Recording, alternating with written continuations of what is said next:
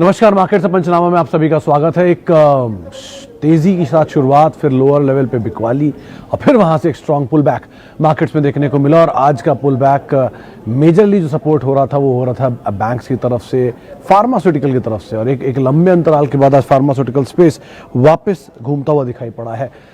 कोई भी शेयर उठा लीजिए, चाहे आप कैश मार्केट से सोलार एक्टिव जैसे शेयरों को उठा लीजिए जिनमें तेज बिकवाली आई थी, लॉरस लैब जैसे शेयरों को देख लीजिए, या फिर एफेंडो साइड से आप टोरेंट फार्मा लूप जैसे शेयरों को देख लीजिए, जो कि बायोकॉन जैसे शेयरों को देख लीजिए, जो कि आज पार्टिसिपेट करते हुए दिखाई पड़ रहे थे। तो एक अच्छी तेजी बाजार में आए हुए फार्मास्यूटिकल स्पेस की तरफ से। भारतीय एयरटेल जैसे शेयर सपोर्ट कर रहे थे। थोड़ी प्रॉफिट टेकिंग आज फिर देखने को मिली रिलायंस इंडस्ट्रीज में, 2000 के नीचे ये क्लोज हुआ, लेकिन बाकी बैंक्स में कुछ हद तक सपोर्ट था। इंडसइंड थोड़ा सा वीक ज़रूर दिखाई पड़ा, एक समय में करीब 5% तक ये टूटा भी था, लेकिन बाकी मेजरली सभी बैंक्स भी कुछ हद तक मार्केट को सपोर्ट कर रहे थे। लगातार तेज़ी का जो रुख बना हुआ है, जो एक स्ट्रॉन्ग मोमेंटम मार्केट में बना हुआ है, वो अभी भी कंटिन्यू दिखाई पड़ रहा है। उसी के आधार पर भारतीय बाजारों में लगातार तेज़ी देखने को मिल रही है। चलिए बहुत सारे सवाल इतनी देर में आ भी चुके हैं, चलिए शुरुआत कर लेते हैं सवाल जवाब के सिलसिले की। पहले अपोलो पाइप, डॉक्टर शशांक कदम जी का सवाल है।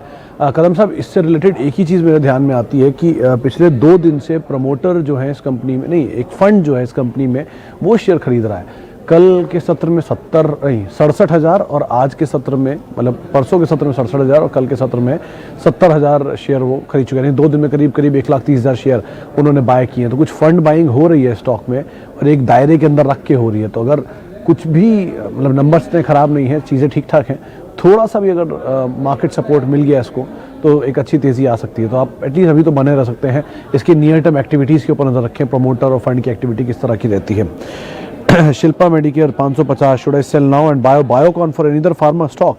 मित्तल साहब, शिल्पा मेडिकेयर के लिए एक लेवल ध्यान रखिएगा, अगर उससे नीचे जाए तो अपनी रणनीति को आप ऐसे यूज़ कर सकते हैं। लेवल है 405 रुपये का। अगर ये लेवल टूटता है तो आप इस चीज़ को एग्जीक्यूट कर सकते हैं जैसा आप चाह रहे हैं, लेकिन आमतौर पर वो लेवल टूटता हुआ नहीं दिखाई पड़ा। कल के हैवी फॉल में भी वो 412 तक के लो पे गया और वहाँ से पुल बैक दिया। आज भी पूरे दिन एक दायरे में ही काम करता हुआ दिखाई पड़ा, 423 ऊपर और 417-16 नीचे, लेकिन उसके ऊपर वो नहीं जाता हुआ दिखाई पड़ा। तो ये रेंज में कंसोलिडेट कर रहा है और बहुत स्ट्रांगली कंसोलिडेट कर रहा है। जितना बड़ा किसी भी स्टॉक में कंसोलिडेशन होता है उतना ही बड़ा रिवॉर्ड क्रिएट होता है। HUL का 10 साल का था, रिलायंस का 7 साल का था, तो उनके सामने आप रिवॉर्ड भी देखिए उनके किस तरह के। तो ऐसे कंसोलिडेशन का फ़ायदा अगर आपको मिल रहा है तो ये शेयर एक्यूमुलेट करने के लिए यूजुअली होता है। उसके ब्रेकडाउन भी होता है, ऐसा नहीं ब्रेकडाउन नहीं होता, ब्रेकडाउन भी होते हैं, लेकिन स्टॉप लॉस को आपको यही वाला ध्यान में रखना है। 405 404 ये स्टॉप लॉस है। चलिए 400 मान लीजिए ऑन अ सेफर साइड। इसके नीचे अगर जाए तो अपनी रणनीति आप जरूर बना सकते हैं, लेकिन इतना रिस्क आपने उठाया तो थोड़ा और सही, लेकिन अभी के लिए एटलीस्ट आप इन लेवल्स को ध्यान में रखिएगा। अच्छा, आगे बढ़ते हैं। डॉक्टर रेड्डीज पे व्यू नीचे, अच्छा इन्होंने सब भाव भी लिखा 2450। पार्थ साहब, आपने बहुत बढ़िया दाम पे डॉक्टर रेड्डी लिया। अगर हम 2450 रुपये पे खरीदा है तो, अगर 2450 शेयर भी हैं तो भी, मतलब दोनों ही सूरत में आपने सही स्टॉक को सही लेवल पे लिया हुआ है। आप बने रहिए, कोई दिक्कत नहीं है। ऐसे समझ लीजिए इसके बाज़ार में शेयर बहुत है नहीं, तो जो दाम मिल रहा है आपको वही इसलिए मिल रहा है कि डिमांड बहुत हाई है और सप्लाई के लिए शेयर मार्केट में है नहीं, इतना फ्लो नहीं है। ब्रोकर हाउसेज अभी भी 6500 रुपये के टारगेट्स देख रहे हैं इस नंबर के बाद, तो आप एटलीस्ट बने रह सकते हैं। और अगर आपको अच्छा लगे कि आपको लगे कि नहीं, अब ऑलरेडी तेज़ी बहुत बड़ी आ चुकी है, तो एटलीस्ट आप पार्शियल प्रॉफिट लेकर निकल सकते हैं। 10 शेयर 20 शेयर 50 शेयर जो भी है उसका 10% 20% बेच दीजिए, बाकी शेयरों को लेकर रखिए। वैसे भी आपकी दाम नीचे के हैं तो खोने के लिए यहाँ कुछ है नहीं, आप आराम से अपनी पोजीशन में बने रहें। वो दाम आपको जो आपने लिया है वो शायद उस समय का दाम है जब कोई इनका प्लांट इंस्पेक्ट हुआ था और एक पैनिक सेलिंग आई थी, वो दाम शायद रिसेंटली आपको ना देखने को मिले, तो आप एटलीस्ट बने रहें, ये ज़्यादा अच्छा ऑप्शन रहेगा। अच्छा, इंडसइंड बैंक, यस बैंक पे देव शर्मा सब सवाल पूछ रहे हैं। देखिए देव साहब, इंडसइंड बैंक आपने किस भाव पे लिया कहना मुश्किल है, लेकिन ये याद रखिएगा कि इस साल का सबसे ज़्यादा चलने वाला बैंक है ये। मार्च लो से लेकर अब तक 200 रुपये का शेयर आज 700-750 रुपये पहुँच चुका है और ज़ोरदार तेज़ी से दिखाई है। आज 5% नीचे था, वो बात अलग है, लेकिन एक बड़ी तेज़ी इसमें दिखाई जा चुकी है। तो उसके बाद अब थोड़ा सा कूल ऑफ होना बनता भी है इसका, अगर इसमें और बड़ी तेज़ी देखनी है तो। यस बैंक के केस में हाँ, फिर वही बात कि जब तक नंबर सपोर्ट ना करें तब तक आप इसमें ना एंटर करें। भले ये डबल हो जाए, ट्रिपल हो जाए, आप हर तेज़ी में निकलने की कोशिश करें। अच्छे बैंकों में रहिए, अच्छी कंपनियों में रहिए, ताकि बाजार अभी इतनी हीटेड अप है। किसी फाइंड ने अगर बड़ी सेलिंग दिखाई तो अच्छे बैंक के अच्छे स्टॉक वापस पुल बैक दिखा देंगे, लेकिन बुरे स्टॉक, बुरे बैंक वो नीचे गए तो वापस संभालना थोड़ा मुश्किल होता है। इस लिहाज से आप अपने नंबर्स को देखिएगा। अच्छा, आईटीसी 175 लॉन्ग टर्म। स्वप्निल जी, आपके और सबके लिए रादर ये सवाल का जवाब है कि खुश रहिए, आईटीसी फाइनली चल पड़ा। भारती और आईटीसी दोनों चल पड़े। आज आईटीसी 12% चला है 4 सेशन में नंबर्स के बाद। ये बहुत इंटरेस्टिंग चीज़ हुई है, इसके साथ एक लंबे अंतराल के बाद। खैर 185-190 रुपये पहुँच ही चुका है, तेज़ी दिखाई चुका है। रिसेंटली एक अच्छी इसने मूव दिखाया है। आपके भाव सही हैं, वेट करिए, ऐसा बुरा दौर नहीं है ये। 200 रुपये के आसपास मीडियम टर्म में आप निकल सकते हैं। हाँ, अदरवाइज़ आप लंबी अवधि के लिए रहना चाहते हैं तो स्लो मूवर है, अल्ट्रा स्लो मूवर है रादर, उसके हिसाब सोचिएगा। आप सिर्फ इतना समझ लीजिए कि आईटीसी के 1281 करोड़ शेयर बाजार में है, मतलब टोटल है नंबर ऑफ शेयर्स के 1281 करोड़ है। देश की आबादी 125 करोड़ है, यानी उससे 10 टाइम इनके पास नंबर ऑफ शेयर है मार्केट में। तो इतनी बड़ी इक्विटी के साथ चलना किसी भी शेयर के लिए लगभग नामुमकिन है। तो आप थोड़ा स्लो चलेगा, लेकिन आप बने रह सकते हैं, कंपनी में कोई बुराई नहीं है। अच्छा, Glenmark, Britannia, Titan, short term view. Nikhil ji, बहुत सारे सवाल और समय कम है। ग्लेनमार्क नंबर आए, नंबर के बाद वीक हुआ, इसलिए टूट रहा है। ब्रोकरेज हाउसेस के रिपोर्ट भी डाउनवर्ड साइड के हैं। ब्रिटानिया अच्छी कंपनी है, शॉर्ट टर्म में कहना मुश्किल है, लेकिन एफएमसीजी स्पेस में ऑलरेडी थोड़ा सपोर्टिव मूव आता है तो चल भी सकता है। और टाइटन आज टूटा है तो आपको थोड़ा पैनिक इसलिए भी हो रहा होगा, अभी थोड़ी शायद और डाउन साइड दिखाए, क्योंकि बड़ा मूव आ चुका है और ज्वेलरी की प्राइसेस भी टूट रहे हैं, मतलब गोल्ड के प्राइसेस भी टूट रहे हैं, तो शायद कुछ हद तक उससे लिंक हो। लेकिन अदरवाइज टाइटन के केस में थोड़ा कहना मुश्किल है, लेकिन बाकी दोनों में आपको रणनीति साफ है। ग्लेनमार्क ऑलरेडी बहुत टूटा हुआ है, तो थोड़ा पुल बैक शायद दिखा दे। एक बड़ा डिप ऑलरेडी दिखाया था परसों, फिर कल टूटा, तो अब थोड़ा सा पुल बैक शायद आ भी जाए, तो आप उस हिसाब से भी देख सकते हैं इसको। अच्छा, HCL टेक, सुजस चौधरी साहब। HCL टेक कंपनी बुरी नहीं है, बहुत बढ़िया IT स्पेस की कंपनी है। ऑल टाइम हाई पे शेयर कामकाज कर रहा है, नंबर भी बहुत ही स्ट्रॉन्ग कंपनी ने पोस्ट किए थे इस क्वार्टर में। कैश रिच कंपनी है, प्रॉपर एक्विजिशंस कर रही है, कैश का ठीक डिप्लॉयमेंट कर रही है। अब डिपेंड करता है कि आप कितना टाइम इसमें होल्ड करना चाहते हैं या नज़रिया देना चाहते हैं, लेकिन वैसे कंपनी में बुराई नहीं है फंडामेंटली, अगर आप समझना चाह रहे हैं तो। लेकिन नीचे के लिए दाम पर आप एक्यूमुलेट करें, इस तरह का स्टॉक है। आईटी में और बेहतर स्टॉक में अब TCS ही आता है इससे ऊपर, या आप ओरेकल देख सकते हैं, किसी फाइन डे नीचे मिले 1700-1800 की रेंज में। अब थोड़ा भागा हुआ शेयर है, इसलिए एक बार को नीचे आ सकता है, लेकिन अदरवाइज कंपनी में कोई बुराई नहीं है। HCL टेक में आप बने रह सकते हैं। Reliance, today's view.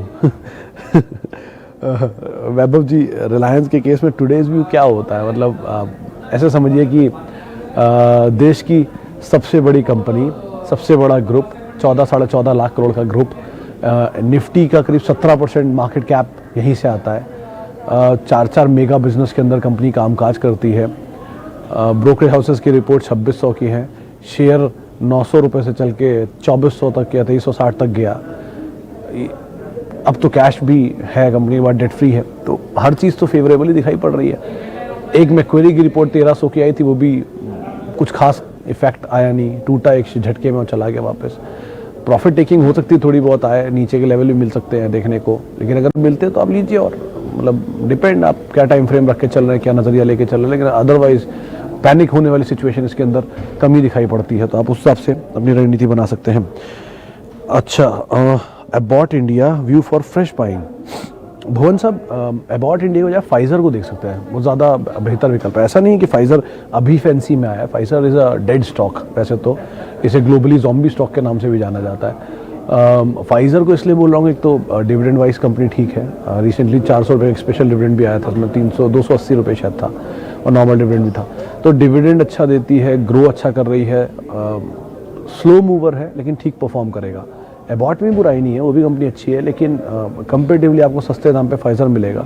तो ये वो कंपनी है जिनको आप एक्यूमुलेट करें और over a period of time रखें। ये वेल्थ क्रिएटर है, ये कोई ऐसे स्टॉक नहीं जिनको ट्रेडिंग करेंगे आप 200-400 रुपये के। मतलब आप ऐसे समझिए कि लास्ट क्वार्टर के नंबर में फाइजर ने 3200 का लोअर दिखाया था टूटने के बाद, वहाँ से टूटा और वहाँ से चलता हुआ शेयर 4900-5000 की रेंज में आ गया।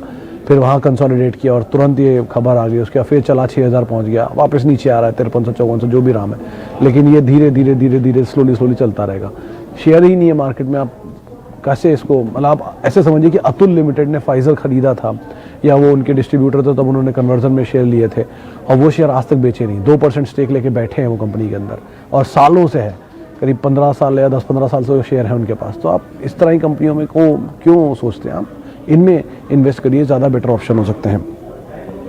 अच्छा, SBI पे राहुल शिंदे साहब पूछ रहे हैं। राहुल शिंदे साहब, आपने SBI लिया हुआ है या लेना चाहते हैं, क्लियर नहीं है, लेकिन हाँ इतना समझ में आ रहा है कि SBI 240-42 का लेवल जो तोड़ा है इसने, ये बड़ा क्रूशियल लेवल था। आज ही मतलब इनफैक्ट कई ब्रोकर ग्रुप पे मेरे जो हैं उनमें ये बात हो रही थी कि ये शायद 300 भी दिखा दे, 280-300 भी।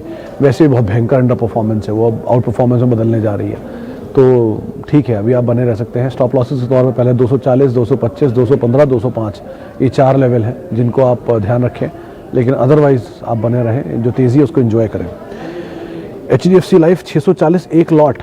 अरे जोशी साहब, मतलब ये कंपनी मेरे हिसाब से तो इन्वेस्टमेंट ग्रेड स्टॉक है, लेकिन आपने इसकी ट्रेडिंग में लिया हुआ है, 640 की कॉल ली है वो भी आई गेस, और आज शेयर चला भी 127-27। अब आपने खरीदा कब पे ये डिपेंड करता है, लेकिन इस सीरीज़ के लिए चंदन हमारे जो जानकार हैं उनको ऐसा लगता है कि ये बहुत अच्छा आउट परफॉर्म कर सकता है और करना शुरू भी कर दिया है। तो अभी वो तेज़ी है, राइड करिए। 640 का नया हाई है, 646 आई थिंक इसका नया हाई है, और 646-650 की रेंज में नया हाई है। वो तोड़ा तो ऑब्वियस ही बात है ऑल टाइम हाई होगा इसका, फिर तो अनचार्टेड टेरिटरी में। लेकिन हाँ, वो लेवल जहाँ पे आपकी कॉल है वहाँ तक पहुँचने के लिए से थोड़ा सा एटलीस्ट मुशक्कत करनी पड़ सकती है, लेकिन वो लेवल दिखा देगा। आप 640 तोड़ेगा कि नहीं ये कहना मुश्किल है, तो आप एटलीस्ट बने रह सकते हैं इस कॉल में। हाँ, अब 2 चीज़ हैं, आज 11 तारीख हो चुकी है, 4 दिन बाद दिवाली है, उसके बाद फिर आपके बाद ट्रेडिंग सेशन कम बचेंगे, तो प्रीमियम जो है वो वाइप आउट हो सकते हैं। तो 20 या 21 तारीख के आसपास आके अपनी पोजीशन को आप रिव्यू कर लें और उसके अकॉर्डिंग फैसला लीजिएगा। अच्छा, सुबिन तलवार साहब, एयरटेल पर 502, एयरटेल फाइनली चला, 480 आया।